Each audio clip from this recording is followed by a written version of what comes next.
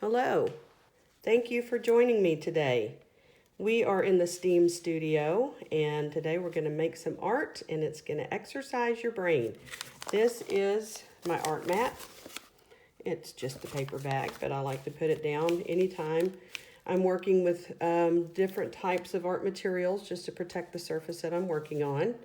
And then I have a sheet of paper. You can use any paper you want because this is a no pressure activity. And this happens to be, I like to be resourceful with my supplies, and this happens to be some letterhead from a company that's no longer in business. So my friend who worked for the company gave me all this nice paper. It's cardstock, it's nice and thick. So I just turn it over and use the back, and that's what I'm gonna do today. So we are gonna focus on doodling today, and if you don't know for sure what doodling is, you probably heard of it, most people have. It's just making marks on the paper. They don't have to be a picture of anything. They can just be random marks. And the point of it is to exercise your brain when you put any kind of mark on a paper. Just putting that instrument, whether it's a marker or a pencil, a pen, a paintbrush, whatever it might be, just the act of doing that creates new connections in your brain.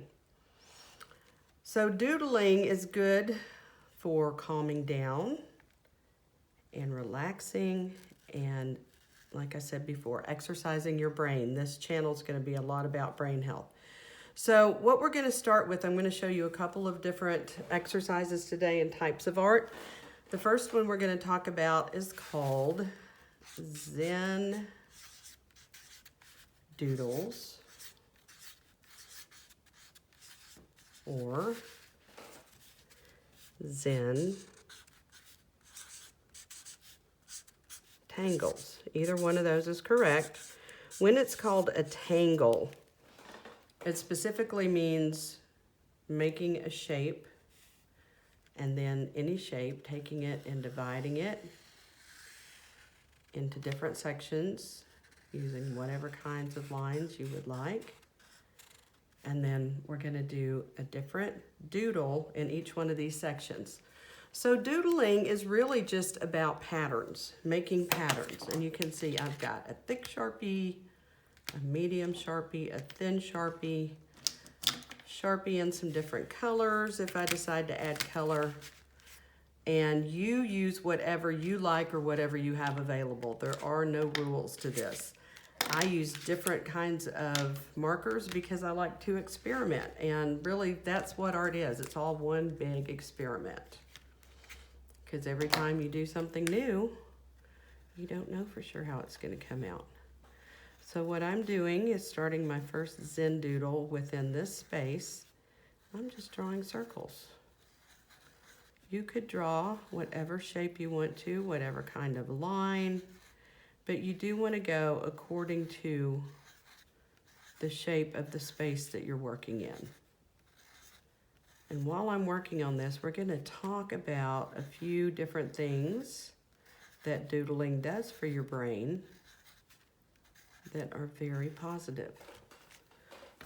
So please forgive me because I am reading while I'm doing this. If it sounds like I'm reading, it's because I am.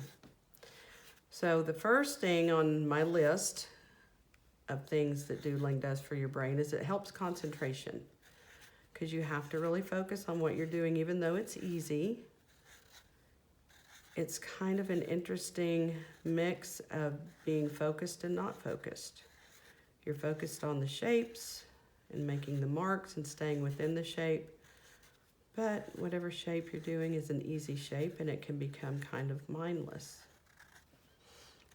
If you have ever been in a meeting or in any kind of situation where there's somebody speaking or reading and people are listening, you might look over and see somebody doodling while the person is speaking, and it appears to be that they're not paying attention, but actually some people listen better that way because something about the drawing while they're listening kind of cements the information into their brain. And some people are just wired that way. Not everybody, but a lot of people are, especially artists, as you can imagine. So I finished my first shape. Now let's see, I think I may go back and put a little dot inside each circle. I'm the artist, I get to choose. There's no right or wrong. It is just about making the marks and focusing on what you're doing. The next area that doodling is really good for is memory. For some reason, doodlers remember more and have a higher capacity for information retention, which goes along with the doodling while listening to somebody speak. Doodling is a good form of exploration, just to try out different patterns, different materials, different colors. And it's really a great way for somebody to do art who thinks that they can't do art. Somebody who says they're not good at drawing, that's okay, because this isn't supposed to look like anything in particular. And again, it's a great place to start. And it takes courage to do something you've never done before. But the good thing about this is you can do it anytime, anywhere. And nobody has to know unless you decide to share it with them. No pressure. Doodling is good for problem solving. It allows different access to problem solving and insights because it's not linear, as in there's not just one way to do it. And it promotes creativity, of course, but not just creativity, creative thinking, which goes along with problem solving, which is really interesting to me because as a teacher, we were always taught that creative thinking is the goal. Getting your kids to engage in creative thinking is the goal of teaching. And while many principals do not regard art as an important subject, in the art class, we encourage and support and nurture creative thinking just by what we do. So I think that's interesting, just an observation. Okay, so now I'm going and filling in some gaps.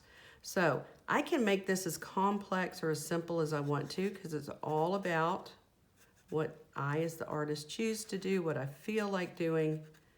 There's no right or wrong. It's just about making your marks.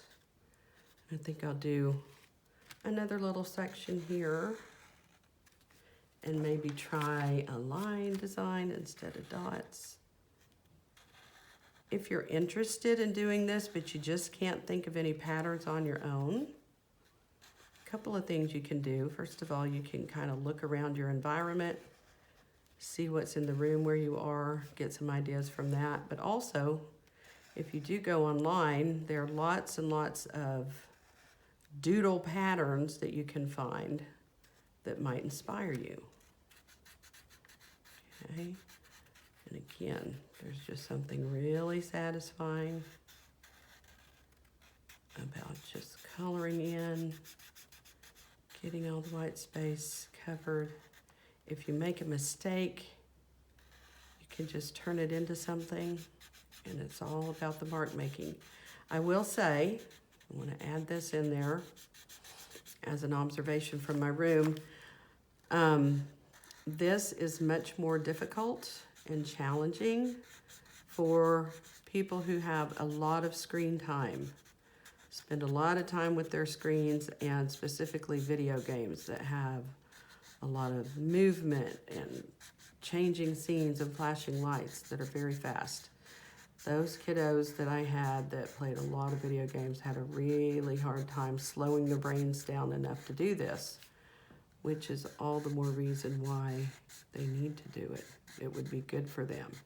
But you might have to start more simply, just drawing shapes or something. There's nothing wrong with that. Don't worry about it being inside a tangle. Just make marks. Even with this, I have a little piece of paper here that I use to test my markers on. And even just these marks, to test the colors and how well they work, is beneficial for your brain. I used to have students that would love to go through my markers and test them. And I'll let them because it's good for them and it helped me. Okay, so This is a type of doodling that I would do with probably my older grades, some of the younger ones, depending on the class. And now I'm going to show you a little activity that is also a form of doodling, but it's more about drawing a picture of something. And I did this starting with my kindergartners, and they loved it.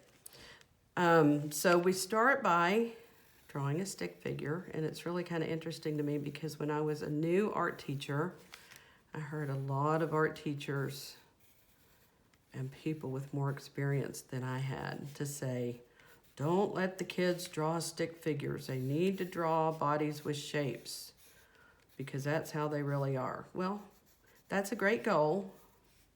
I agree that's a good goal, but you got to have a starting point. And I think a stick figure is a great starting point because everybody can draw a stick figure. There's nothing to it. It's not hard at all. So what I'm going to do is show you now how to turn this stick figure into a body with shapes. And what I would tell my students is think of the stick figure as the skeleton. It's the inside of the body. It's what supports the rest, okay?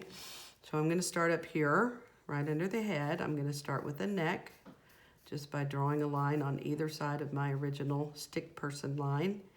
I'm going to give it a line here that would be the top of the shirt or the neckline. And then I'm going to go up the arm and back for a sleeve. And these are very simple cartoony figures. No stress. No stress. This should be a playful activity where you're just learning some new things and having fun with it. Okay, then I'm going to add the shirt, and I have extra lines. Who cares? This is a sketch. A sketch is practice, and if the lines bother you, you can erase them later. I tried to encourage my kids not to pick up the eraser every time they made a mistake, because that can be a trap. All right, so now we're going to do some pants in the same way. Go on either side of the stick person line. Okay, now I want to add a little bit of shape for the foot and the foot. If you've got enough room, you can do a little ankle. Same thing up here, the end of the arms and the hand.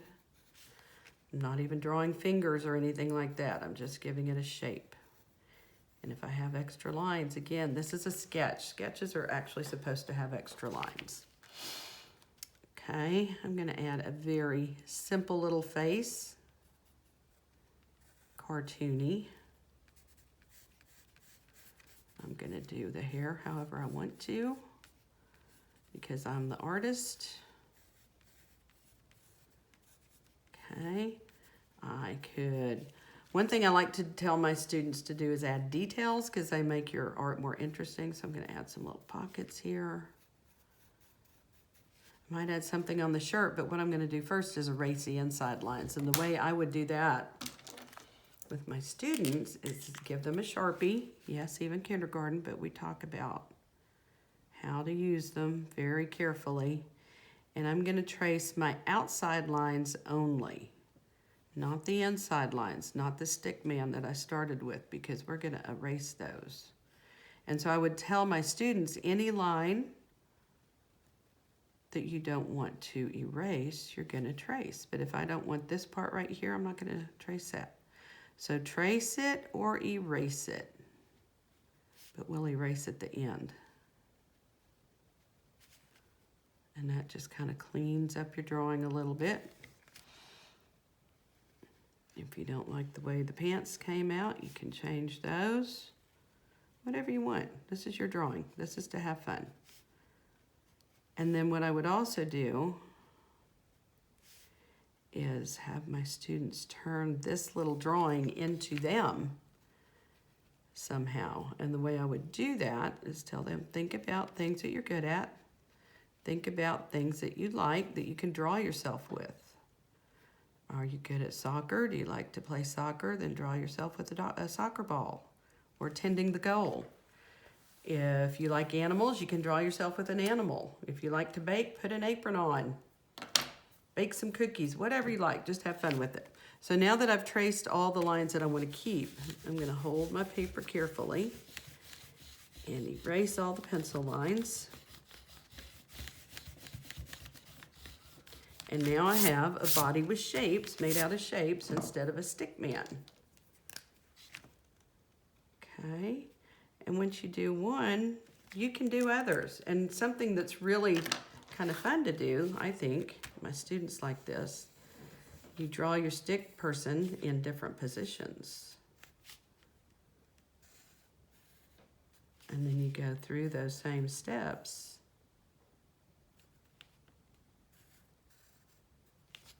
Of drawing around it, and then it's in whatever position you want it to be in. So here's a little example I did with my students to show them what I meant about turning it into themselves. So I always wear my glasses on my head, so that was a giveaway for them. Art teacher has a paintbrush, is doing a painting, and this is my sweet dog, Daisy. So there you go. So I hope that gives you some things to play around with, to have fun with, to calm down and relax with. I would love to hear your thoughts, any feedback or questions you may have. Please leave me a comment. And again, thank you for joining me in the STEAM studio. Take care.